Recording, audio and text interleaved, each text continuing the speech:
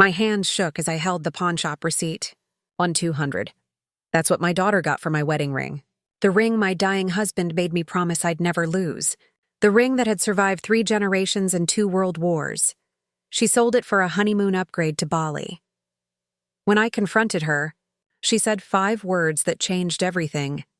You never wear it anymore. But what happened next? Well, let me tell you. I gave her an ultimatum that shocked everyone. And by the end of this story, you'll see why sometimes the most loving thing a parent can do is draw a line in the sand. Stay until the end, because what my daughter did to get that ring back will surprise you. And I want to know, would you have done what I did? Or would you have just let it go? Let me start from the beginning. The afternoon sunlight filtered through my kitchen window as I stirred my tea, trying to calm the trembling in my hands. Across from me sat my daughter Sarah, her face a mixture of defiance and guilt. Between us on the table lay that pawnshop receipt dated 2 weeks ago. Mom? I can explain, Sarah began, but I held up my hand to stop her.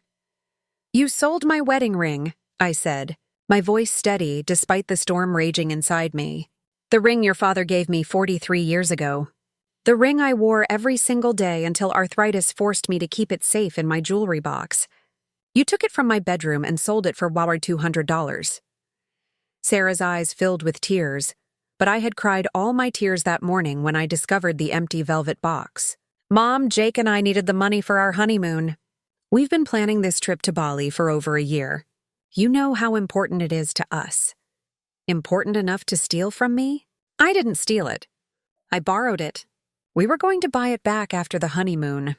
I laughed, a bitter sound that surprised even me. Borrowed? Sarah, you don't borrow something by taking it without permission and selling it to strangers. That's called theft. She shifted uncomfortably in her chair. You never wear it anymore. You thought what? That because I don't wear it, it doesn't matter? That ring was the last gift your father gave me before the cancer took him. It sat on his finger for 20 years before he gave it to me, passed down from his grandmother. It's been in our family for over a century. Sarah wiped her eyes. I know it's sentimental, but Mom, it was just sitting there collecting dust. Jake and I are young. We need experiences, memories. You can't take those to the grave. Her words hit me like a physical blow. But I can take my husband's memory, can't I? I can take the symbol of the best decision I ever made, the marriage that gave me you, ungrateful as you turned out to be. That's not fair. Fair? I stood up, my chair scraping against the floor. You want to talk about fair? Let me tell you what's fair, Sarah. When you were 12 and wanted to go to that expensive music camp, I worked double shifts for 3 months to afford it. When you needed a car for college, I sold the antique furniture my mother left me. When you and Jake needed a down payment for your condo, I withdrew $15,000 from my retirement fund. And we're grateful. Are you? Because grateful daughters don't sneak into their mother's bedroom like thieves. They don't value a honeymoon upgrade over their mother's most precious possession. Sarah stood up too, her tears replaced by anger. You're acting like we committed some terrible crime. It's just a ring, Mom, just gold and a stone. We were going to get it back. With what money, Sarah? You and Jake both spent everything on your wedding 6 months ago. The wedding I also helped pay for, remember? The $8,000 I contributed because you absolutely had to have that venue? She fell silent, knowing I was right. I walked to the window, looking out at the garden where my husband Thomas had planted roses the year before he died. Do you know what your father said when he gave me that ring? He said, Margaret, I'm not a rich man, but this ring has survived wars, the Depression, and 3 generations of our family. It survived because each person who wore it understood its value wasn't in the gold, but in what it represented: love, commitment, family. Mom? He made me promise that when the time came, I would pass it down to you with the same understanding. That you would cherish it not for what you could sell it for, but for what it meant. Sarah's voice was small now. I'm sorry. Sorry isn't enough, Sarah. Sorry doesn't bring back my ring. Sorry doesn't erase the fact that you violated my trust, my home, and my most sacred memory. She sank back into her chair. What do you want me to do? I turned to face her. I want you to understand what you've done. Really understand. This isn't about money or even about the ring anymore. It's about respect. It's about boundaries. It's about the fact that you're 32 years old and you still think the world revolves around what you want. I said, I'm sorry. And I heard you. But Sarah, this is the third time in 2 years you've helped yourself to my things without asking. First, it was my grandmother's pearl earrings you borrowed for a party and never returned. Then it was the $500 you took from my purse to cover your credit card payment. Now this. You never said anything about those other times, because I loved you more than I loved those things. But this? I picked up the pawn shop receipt. This is different. This was the one thing I asked you never to touch. I showed you where I kept it and told you it was sacred to me, and you took it anyway. Sarah's face crumpled. I didn't think you'd notice right away. We were going to get it back before you knew. But I did notice. I notice every morning when I open that jewelry box and touch that ring, even though I can't wear it. It's part of my morning ritual, my way of saying good morning to your father. We sat in silence for a long moment. Finally, Sarah spoke. How much do you want me to pay you back? I don't want your money, Sarah. I want you to go to that pawn shop and get my ring back. But the honeymoon should never have been funded by stealing from me. Cancel it, postpone it. Take a local trip. I don't care. But you will get that ring back. Her jaw dropped. Mom, the honeymoon is in 3 days. Everything is paid for, non-refundable. Then you should have thought about that before you pawned my ring. I met her eyes with a hardness I had never shown her before. This is not negotiable, Sarah. You have until tomorrow evening to get my ring back. If you don't, I will go to the police and report it stolen. You wouldn't. Try me. The color drained from her face. But Mom, that's crazy. I'm your daughter. And I'm your mother, not your personal ATM or your storage unit for things you can sell when convenient. I've enabled your selfishness for too long. It stops today. Sarah grabbed her purse and stood up, her face red with anger and tears. You're choosing a piece of jewelry over your own daughter's happiness. No, I said quietly. You chose a vacation over your mother's heart. There's a difference. She stormed out, slamming the door behind her. I stood at the window and watched her drive away, my hands still trembling, but not from weakness. From strength. For the first time in years, I had drawn a line. That night, I didn't sleep. I kept thinking about the ring, about Thomas, about all the years I had spent putting Sarah's wants ahead of my needs. I had thought I was being a good mother, sacrificing, giving, always available. But somewhere along the way, I had taught her that my feelings didn't matter, that my possessions were communal property, that I existed primarily to serve her needs. The next morning, Sarah called. Her voice was small, defeated. Mom? I talked to Jake. We're going to cancel the Bali trip and use the refund from the airline tickets to get your ring back. The hotel won't refund, but we can still get about $800 back from the flights. And the rest? A long pause. We'll figure it out. Maybe we can work something out with the pawn shop, make payments or something. No, I said firmly. You'll pay it in full. Sell something of your own if you have to. Mom, we don't have anything worth. Then get a second job. Both of you. Work nights, weekends, I don't care. But my ring comes home, paid in full, by tomorrow evening. That's impossible. No, it's not. It's inconvenient. There's a difference. You managed to find $200 for a honeymoon upgrade. You can find it to fix your mistake. She started crying again. I can't believe you're being so cold about this. I'm not being cold, Sarah. I'm being a mother. A real mother, not an enabler. I should have done this years ago. Done what? Taught you that actions have consequences. That other people's feelings matter. That love isn't measured in how much you can take, but in how much you respect. The line went quiet, except for her sobbing.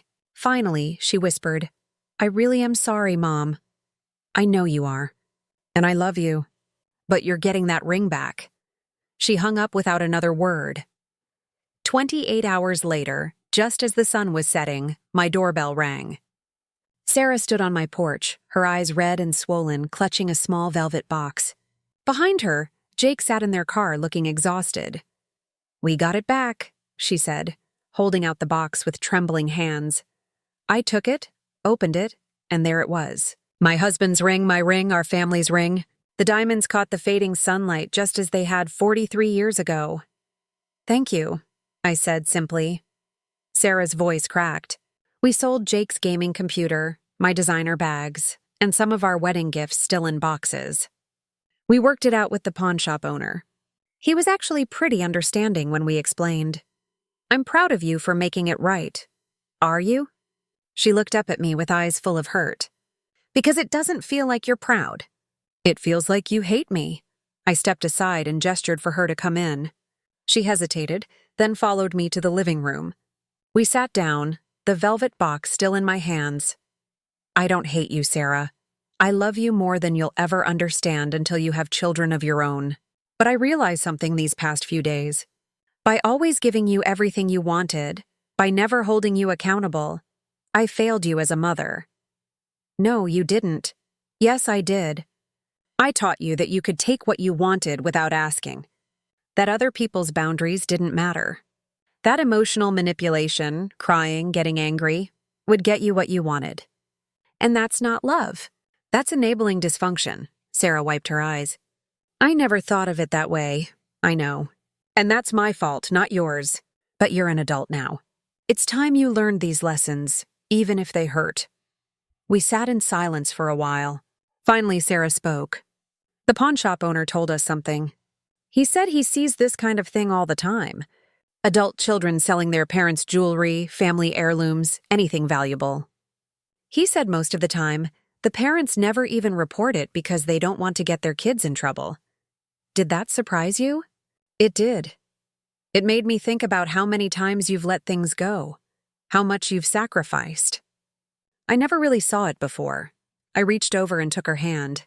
"Sarah, I want you to be happy. I want you to have a wonderful life with Jake, but not at my expense. Not by disrespecting me or stealing from me. I know, and I promise it will never happen again. It better not. Because next time, I won't hesitate to involve the police." She nodded, understanding in her eyes for perhaps the first time. "Now," I said, standing up, "go home to your husband. You both worked hard to make this right. I respect that." Sarah stood too and surprised me by pulling me into a tight hug. "I love you, Mom. I really do." "I love you too, sweetheart. Always." After she left, I sat in my husband's old chair, the ring box in my lap. I opened it and slipped the ring onto my pinky finger, the only finger it still fit. "I kept my promise, Thomas," I whispered. "I protected it. And maybe, just maybe, I finally taught our daughter what it really means." The ring glinted in the lamplight, survivor of another storm, still holding its value not in gold, but in the love and boundaries it represented. 3 months later, Sarah called me. "Mom, Jake and I want to take you out for dinner. We have something we want to tell you." At the restaurant after we ordered, Sarah reached across the table and took my hand. "Mom, we've been saving. We're planning a much simpler honeymoon, something we can actually afford. And we wanted to give you this." She handed me an envelope. Inside was $8,000 in checks, the money I had contributed to their wedding. "Sarah, you don't have to." "Yes, we do. Jake got a promotion and I picked up freelance work. We can afford this now. We should never have taken it in the first place, or at least we should have insisted it was a loan." Jake nodded. "Mrs. Peterson, what Sarah did with your ring, that was wrong. But the truth is, we'd both been living beyond our means for a long time, expecting others to bail us out. Her waking up was my wake-up call, too." I looked at the checks, then at my daughter's face, seeing a maturity there that hadn't existed 3 months ago. "Keep it," I said, pushing the envelope back. "Consider it a wedding gift as intended.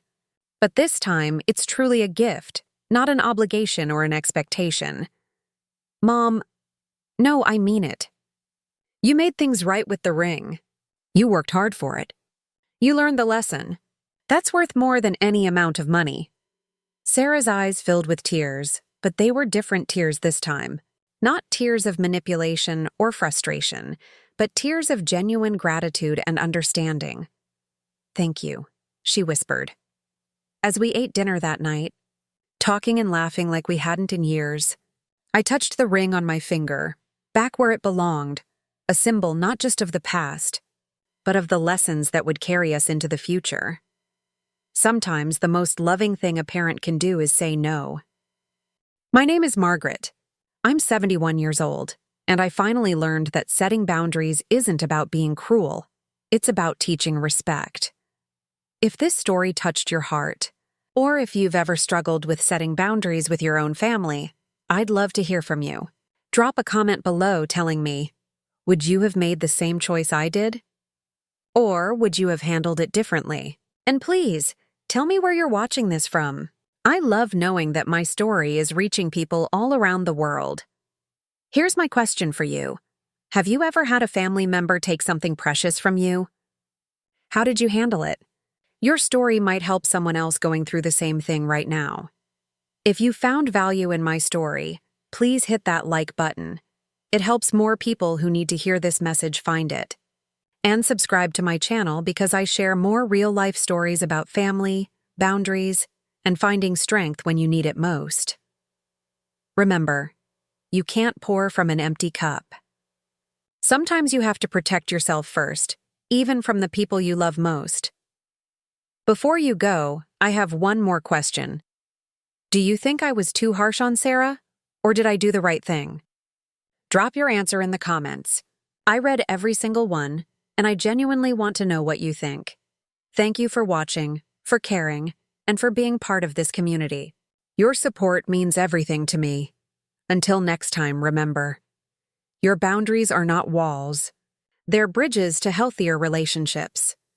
With love and gratitude, Margaret P.S.